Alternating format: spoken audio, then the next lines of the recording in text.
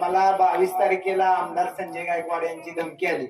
अशा अनेक धमक्या या अगोदर पण मला आलेल्या आहेत. पण जे सर्वसामान्य लोक आम्हाला फोन करतात त्या लोकांना आम्ही कायम समजावून सांगण्याचा प्रयत्न करतो की बाबा हे एकेरी शीर्षकाचं पुस्तक नाहीये. शिवाजी महाराजांच्या नावातलं जे जी आहे तर ते आदरार्थीच आहे. त्यामुळं हे शीर्षक प्रश्नार्थक आहे. या शीर्षकाच्या समोर काही उद्गारवाचक चिन्ह नाही.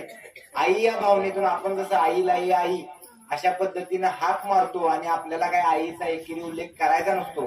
जसं देवाला हे देवा आपण म्हणतो, आपण काय देवाला एकेरी हाक मारत नसतो. अशा पद्धतीनंच आईच्या भावनेतून हे पुस्तक लिहिलेलं आहे. त्यामुळे तू वाच आणि तुला आज काही आक्षेपार्ह आढळलं तर मग मला फोन कर.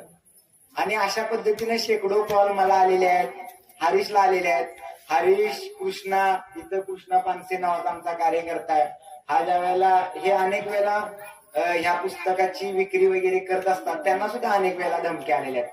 पण सर्वसामान्य लोक ज्या वेळेला शिवाजी महाराजांवरच्या प्रेमाखातर हा प्रश्न विचारत असतात त्यावेळेला आम्ही त्यांना समजावून सांगतो.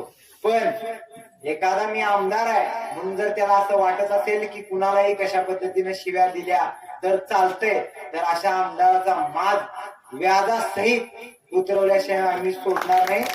या भावनेतून आम्ही ही लढाई लढतोय आणि ही फक्त सुरुवात आहे.